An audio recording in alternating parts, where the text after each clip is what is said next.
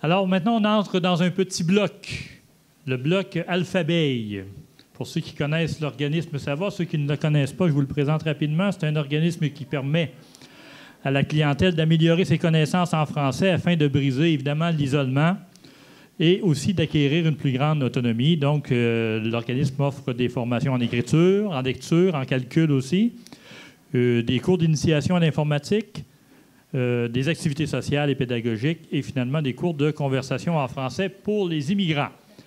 Et là, voilà, bonjour. Merci d'être là.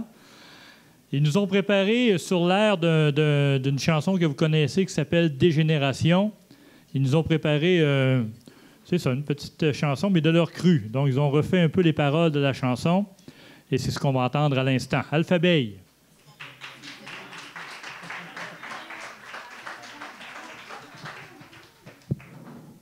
On va vous demander de chanter avec nous, s'il vous plaît. Vous la connaissez tous, je pense.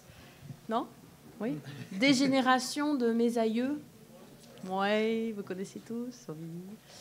Donc, voilà.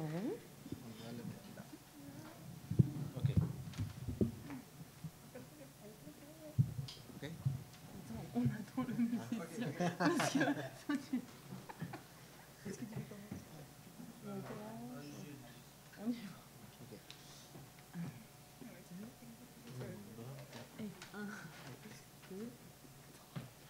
On est arrivé ici pour un meilleur avenir. On a quitté nos pays en cherchant une nouvelle vie. Et puis on vivra ici une autre culture aussi. Puis la vie nous donnera ce que bon lui semblera. Et puis la langue française, faut vraiment s'habituer. Dans sa complexité, on arrivera à l'aimer. Il nous vient des envies de devenir bon francophone.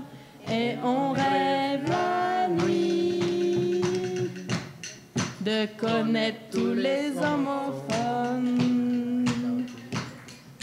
Notre histoire a commencé, elle a eu déjà plein d'enfants. Mais c'est à Québec qu'on restera bien pour longtemps. Et puis notre roman se réécrira heureusement. Finalement on se sentira comme dans notre pays d'avant. Et puis la langue française, faut vraiment s'habituer. Dans sa complexité, on arrivera à l'aimer. Il nous vient des envies de devenir bon francophone. Et on rêve la nuit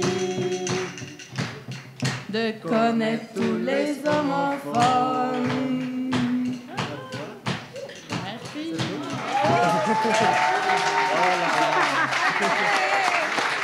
Merci, OK, deux. Merci. Merci.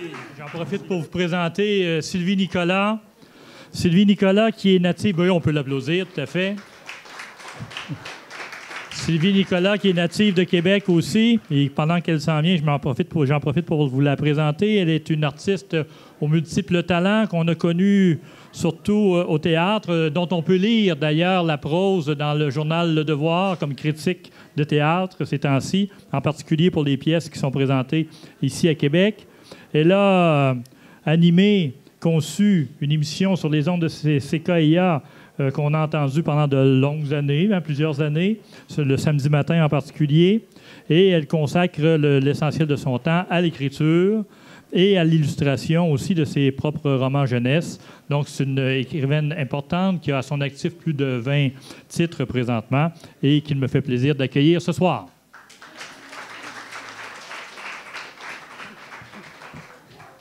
Merci beaucoup, merci. J'ai un petit mot pour Jonathan. Bravo. Moi, je ne souffre pas de dyslexie, mais ma fille en a souffert et j'ai travaillé très fort avec elle. Et c'est dur pour un parent écrivain et poète de voir que son enfant a de la difficulté à embrasser les mots alors que pour soi, ça fait partie, ça coule dans son sang. Alors, je suis particulièrement touchée par ton témoignage et je voulais te le mentionner.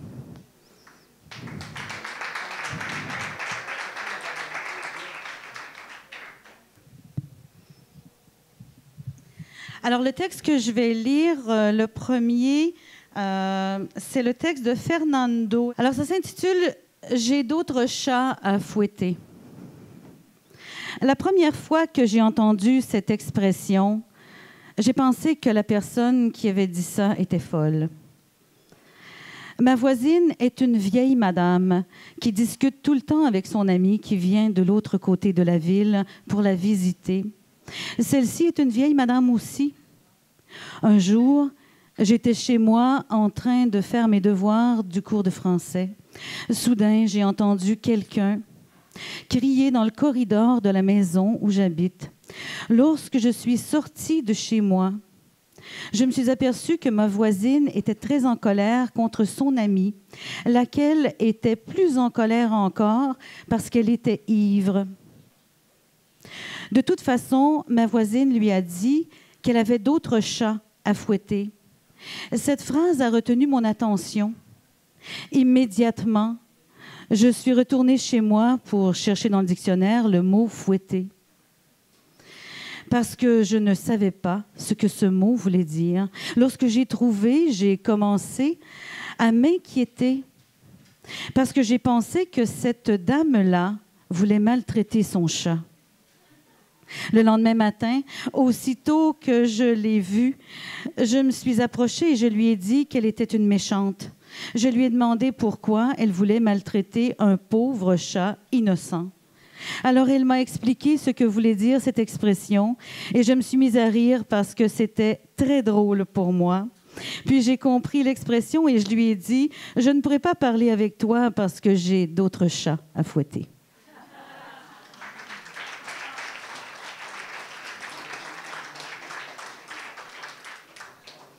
Je crois que je dois faire les deux textes. Je ne suis pas certaine, Alain. Oui, merci de me guider. Le prochain texte est celui d'Isaac Mullins. Est-ce qu'il est ici? Non. Okay. Ah oui, bravo. Oui, bravo.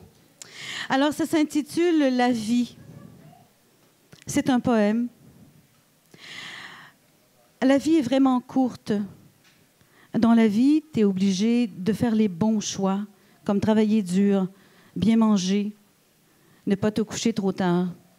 Une famille, c'est facultatif. Le plus important, c'est que tu sois content dans la vie. Tu peux faire tout ce que tu veux dans la vie. Merci, Isaac.